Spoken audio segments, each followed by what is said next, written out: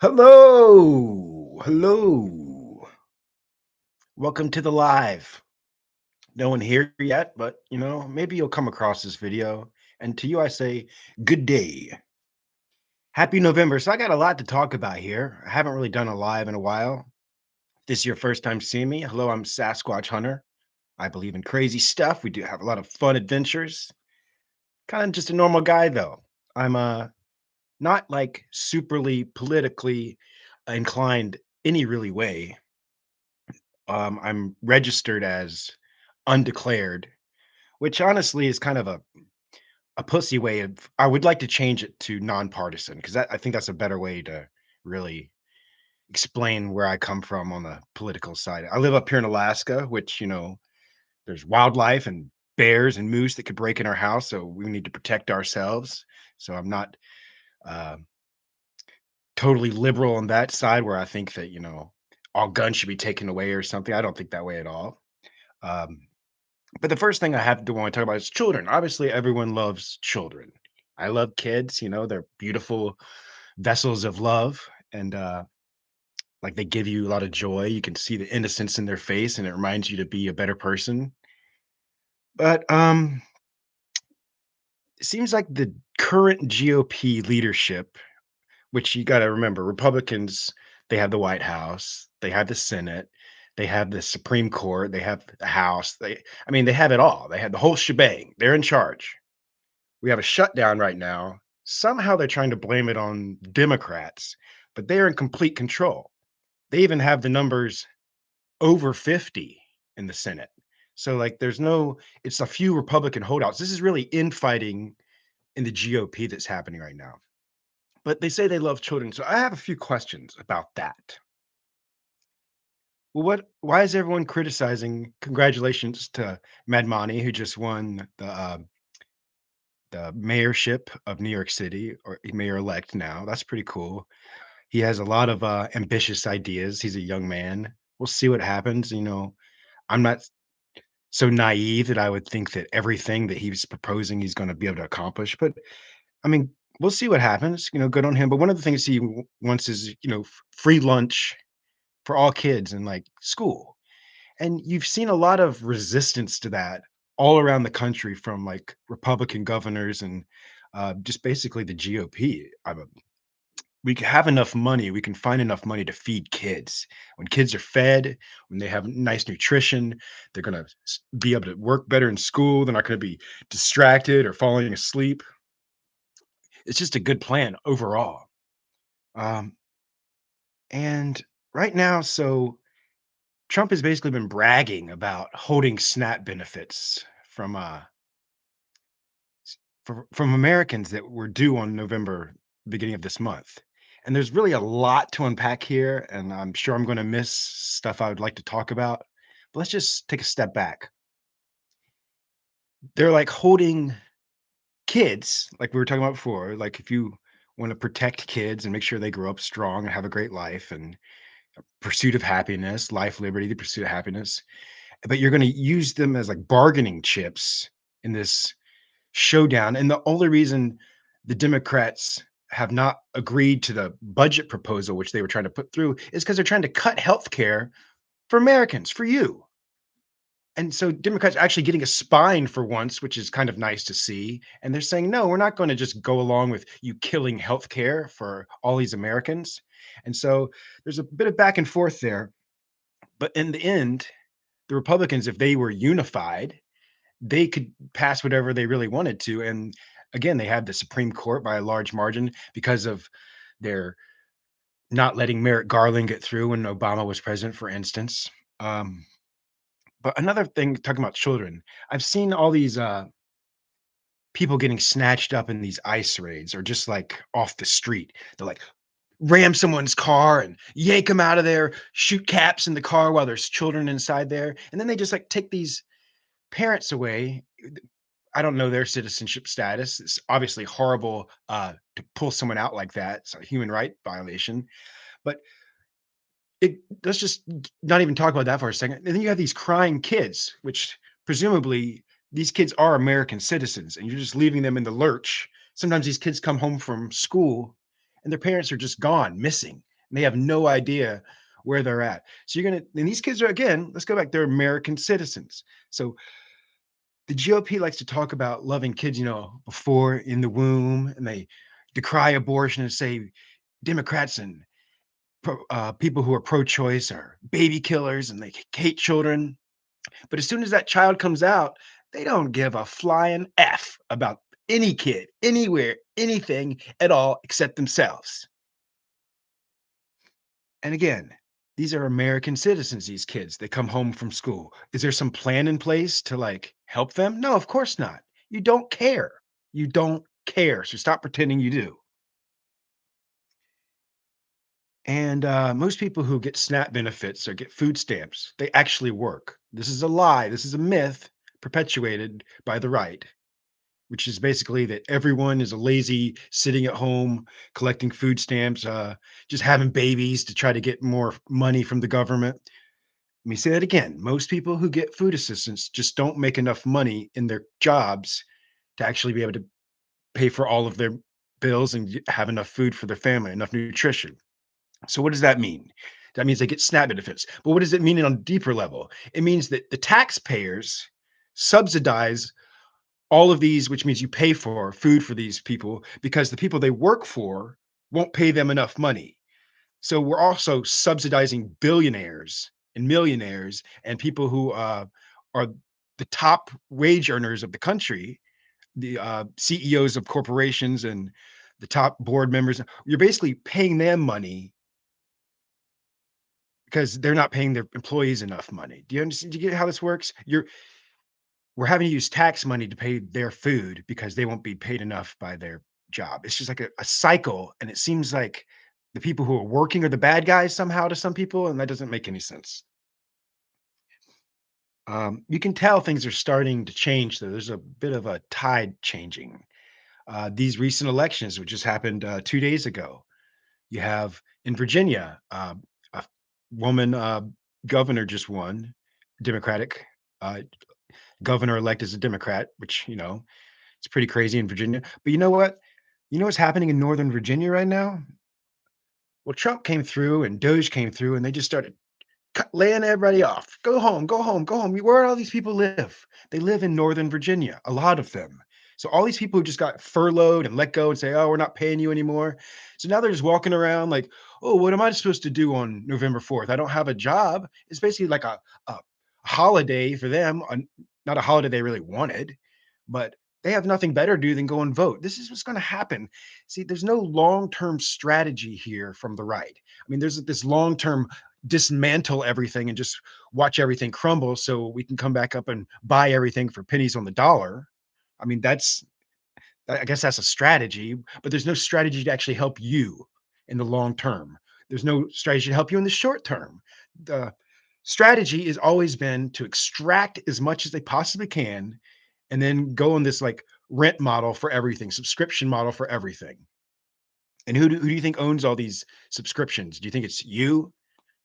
You might think you're going to be rich one day, so you should protect all these billionaires because you might be one of them one day. That's this sad brain rot so many people have. And meanwhile, what is Trump doing on the night, Halloween night, the night before SNAP benefits, food stamps were supposed to expire? Trump has a Great Gatsby themed Mar-a-Lago ballroom party. And I'm sure a lot of my friends on the right who, hate books and probably can't even read past like a fifth grade level, probably don't know the story of the Great Gatsby. But this is basically just a big FU to you because they're just making fun of you. Because Great Gatsby, the whole idea was they sold the poor people this idea of the American dream, but it was impossible. Actually, it was so far away from reality that it was not even going to be possible for them. And that's the exact theme of his party. So as the poor people are set to go to the food bank, you know, after Halloween, a lot of people didn't even have enough money to buy Halloween candy for their neighbors' kids. And so you see signs all over, social media and stuff like, sorry, we can't afford Halloween candy this year. Meanwhile, your president, who says he's looking out for you, is having a Great Gatsby themed party, giving you just thumbing you, just laughing at you. And all these people who attended this party on Halloween night, these people who love children, they weren't at home trick or treating around the neighborhood with their kids, were they? They were at this Great Gatsby themed party. All these people who love kids, they weren't at home being a good mother and father, making sure tucking their kids in night after a nice night of trick or treating. They went to this party, this stupid, ridiculous, taxpayer funded in the millions of dollars party. So they're not like you. They're not like me. They weren't making sure their kids were having a great time. They were making sure the nanny took care of their kids, making sure, the help, someone else. It's just hilarious that anybody would even buy in for a second that these grifters are anything but con artists in the full entirety of their soul.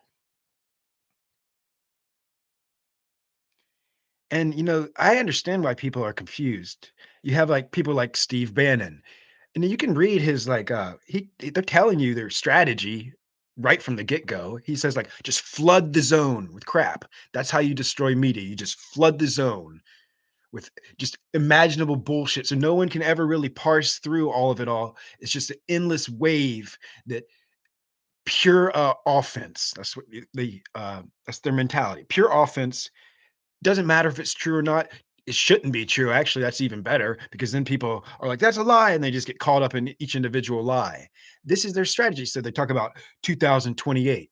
Steve Bannon's like, he's going to run and he's going to win. And we'll let you know the methodology later when it's time. It's all just bullshit. It's flood the zone with bullshit. They're just thinking that you're stupid enough to like fall for it and to think that your life is any better than it was under Joe Biden. Is it really that much better? And we were all laughing at you when I saw Joe Biden and Trump's debate. I was like, it's over for Biden. Like I can't like imagine in good conscience voting for that man. He's like a walking corpse.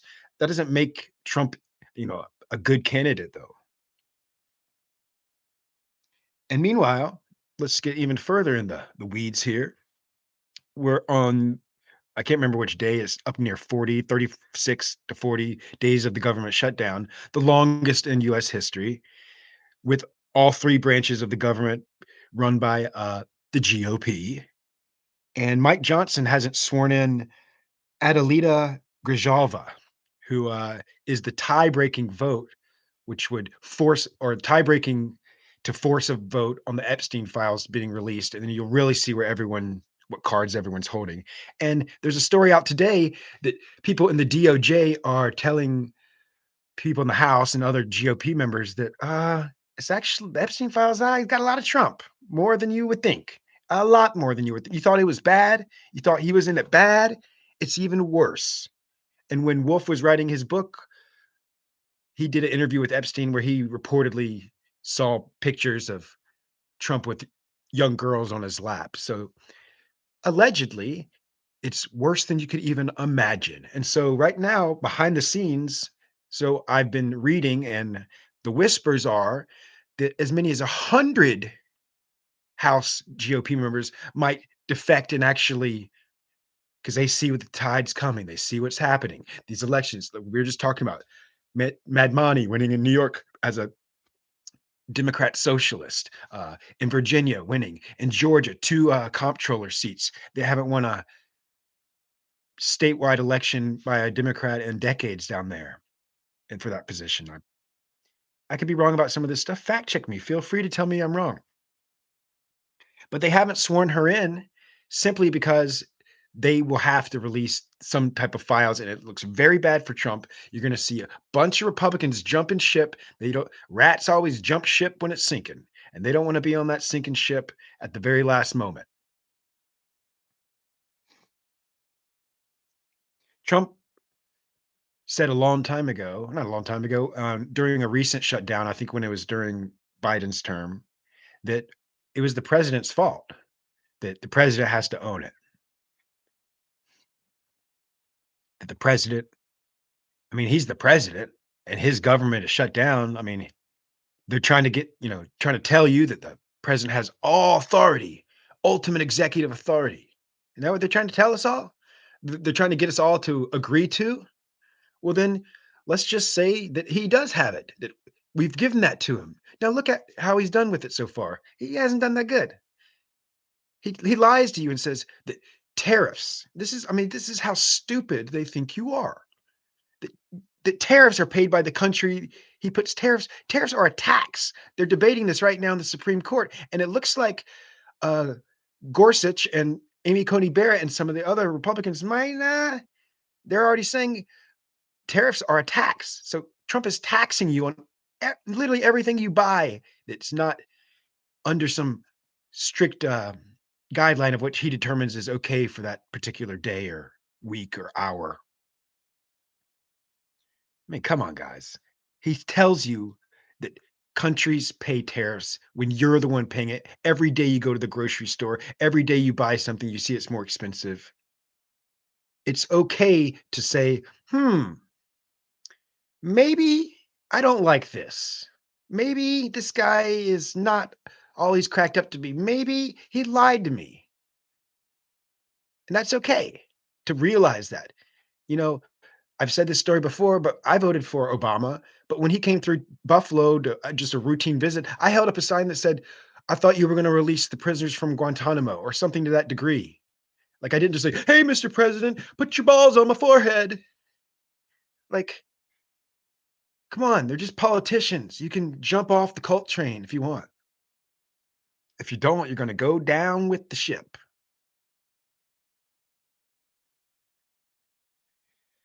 So I'm just saying there's a lot of lies out there. There's a lot of things. It's hard to, I don't really believe in enlightened centrism to be a centrist and like, oh, both sides, everything. I mean, the party of my father, I used to debate him all the time out on the back porch of his house about politics, and he was voted Republican probably his whole life.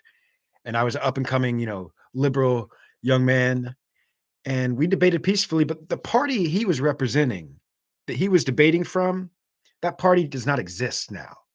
This MAGA takeover of the Republican Party, it looks nothing like that party back then. And a lot of people say, "Good, that's exactly what we wanted." But I'm telling you, when Newt Gingrich started this politic of pure warfare and never compromise and everything, it set us down a very dark path that our forefathers, at least George Washington in particular, was not wanting to happen to our country.